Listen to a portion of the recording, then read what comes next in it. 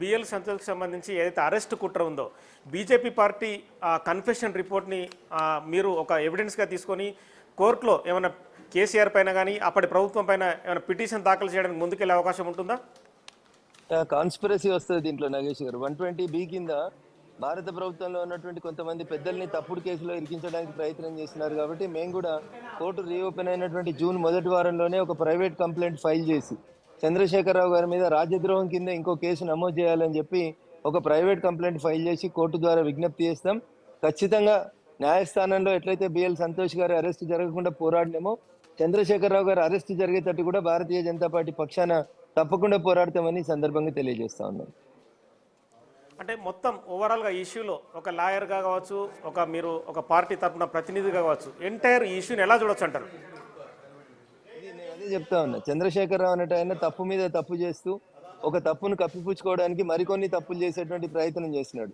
తన కూతురు చేసినటువంటి మద్యం కుంభకోణం అనేటువంటి ఒక దారుణమైనటువంటి నేరాన్ని కప్పిపుచ్చడానికి భారత ప్రభుత్వంతో చర్చలు జరుపుకోవడానికి, నెగోషియేట్ చేసుకోవడానికి భారత ప్రభుత్వ పెద్దల్ని, భారతీయ జనతా పార్టీ పెద్దల్ని అందులో దోషులుగా ఇరికించి తన కూతుర్ని బయటికి రక్షించుకోవడానికి చంద్రశేఖరరావు ఆడినటువంటి నయా నాటకం తప్ప అజీజ్ నగర్ టెలిఫోన్ ట్యాపింగ్ లేదా ఎమ్మెల్యేల కొనుగోలు వ్యవహారము, బిఎల్ సంతోష్ గారి పాత్ర 100% అవాస్తవం.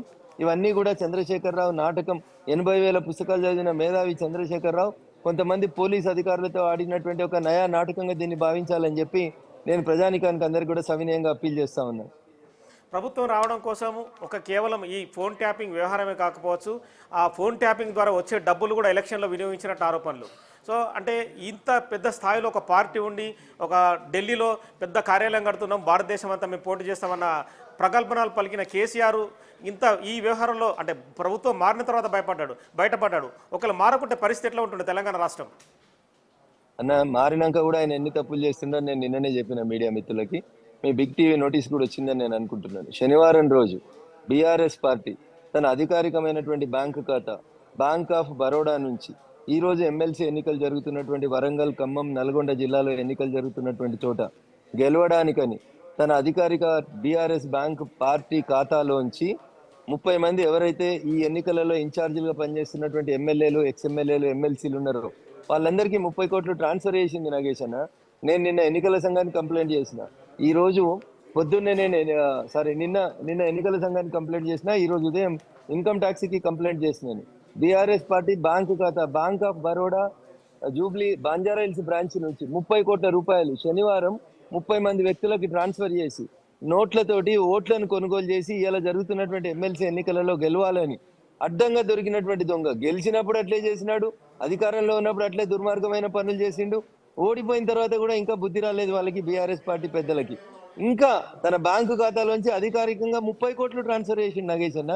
దాన్ని కూడా పోలీసు వాళ్ళు సుమోటోగా తీసుకోవాలి. సుమోటోగా తీసుకుంటలేరు. నేను రాతపూర్వకమైన కంప్లైంట్ ఇచ్చిన, నిన్న ఇచ్చిన ఎన్నికల సంఘానికి, ఈ రోజు ఇన్కమ్ ట్యాక్స్ కి ఇచ్చిన పొద్దున్నే 10:30కి. వాటి అన్నింటి మీద సుమోటో కేసు చేసుకొని 30 కోట్లు ఎందుకు ట్రాన్స్ఫర్ చేసారు టీఆర్ఎస్ పార్టీ వాళ్ళు? 30 కోట్లు శనివారం ఎందుకు ట్రాన్స్ఫర్ అయింది? ఎన్నికల కోడ్ ఉన్నప్పుడు ఒకటే రోజు 30 కోట్లు 30 మంది వ్యక్తుల ఖాతాలకి ట్రాన్స్ఫర్ చేసి, అది ఎవరు? మాజీ ఎమ్మెల్యేలు, ఎంపీలు, ఎమ్మెల్సీలు, ఎవరైతే ఇప్పుడు పట్టభద్రుల ఎమ్మెల్సీ ఎన్నిక జరుగుతుందో అక్కడ ఇన్ఛార్జీలుగా పనిచేస్తున్న వ్యక్తుల బ్యాంక్ ఖాతాలకు శనివారం ట్రాన్స్ఫర్ చేసారు. ఇంతకంటే ఘోరం ఏముంటుందన్న? ఎన్నికలంటే ఎంతసేపు డబ్బు ఇల్లీగల్ గా దోసుకున్న డబ్బుతోటి ఎన్నికలు గెలవాలని బీఆర్ఎస్ పార్టీ చూస్తుంటే అధికారంలో ఉన్న కాంగ్రెస్ పార్టీ పోలీస్ యంత్రాంగం నిమ్మకు నీరెత్తినట్టు వ్యవహరించడం అనేది బాధాకరమైన విషయం అన్న. నేను బ్యాంక్ ఖాతా నెంబర్ అఫీషియల్ గా కంప్లైంట్ ఇచ్చిన, పోలీసు వాళ్ళు ఎందుకు యాక్షన్ తీసుకుంటలేరు చెప్పండి? అంటే డీటెయిల్ గా ఇచ్చారా? అంటే ఇంతమంది వ్యక్తులకు 100% ఖమ్మం, వరంగల్, నల్గొండ 3 జిల్లాలలో ఇన్ఛార్జీలుగా ఇప్పుడు స్టేషన్ కన్పూర్కో ఎమ్మెల్యే, మాజీ ఎమ్మెల్యే ఇన్ఛార్జ్ ఉన్నాడు, వరంగల్కి ఒక మాజీ ఎంపీ ఇన్ఛార్జిగా ఉన్నాడు. వీళ్ళ ఖాతాలకి 30 కోట్లు ఎందుకు ట్రాన్స్ఫర్ చేసింది టీఆర్ఎస్ శనివారం నాడు? ఎలక్షన్స్ లేవు కదా, ఇప్పుడు వాళ్ళు క్యాండిడేట్లు కాదు కదా, వాళ్ళ ఖాతాలకి ఎందుకు డబ్బులు 30 కోట్లు ఒకటే రోజు ఎట్లా ట్రాన్స్ఫర్ చేయనిచ్చారు బ్యాంక్ వాళ్ళు? ఇన్కమ్ ట్యాక్స్ ఏం చేస్తుంది? ఇవాళ పొద్దున 10:30 కూడా ఇన్కమ్ ట్యాక్స్ కంప్లైంట్ ఇచ్చిన.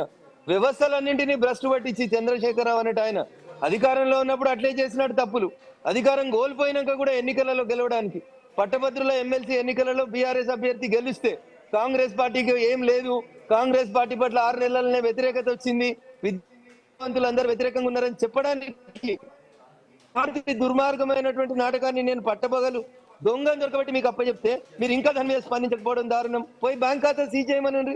Where is DGP Telangana? ఏం చేస్తారు డీజీపీ తెలంగాణ గారు? ఎన్నికల సంఘం నిన్న కేసు నమోదు చేసిన your complaint has been registered అని నాకు టెక్స్ట్ మెసేజ్ పెట్టింది. ఏం చేస్తుంది ఎన్నికల సంఘం తెలంగాణ? ఎక్కడున్నారు వికాస్ రాజ్ గారు? చూడండి ఒకసారి బిగ్ టీవీ కథనాలు చూడండి. ఇంత మంచిగా కుల్లం కుల్ల అరటిపండు వచ్చినట్టు మీ ముందు కథనాలని ప్రసారం చేస్తా ఉంటే ఎందుకు నిద్రపోతా ఉన్నారు? ఎందుకు అరెస్ట్ చేయట్లేదు? దయచేసి ఒకసారి ఆలోచించారు. బీఆర్ఎస్ అధికారంలో లేదు ఈ రాష్ట్రంలో, కాంగ్రెస్ అధికారంలోకి వచ్చింది. దొంగల్ని అరెస్ట్ చేయమని చెప్పి అడుగుతా ఉన్నాం, ఇంకా స్పందించకపోవడం అనేది దురదృష్టకరం. నగేష్ అన్న, ఈ చర్చ అయిపోయింది.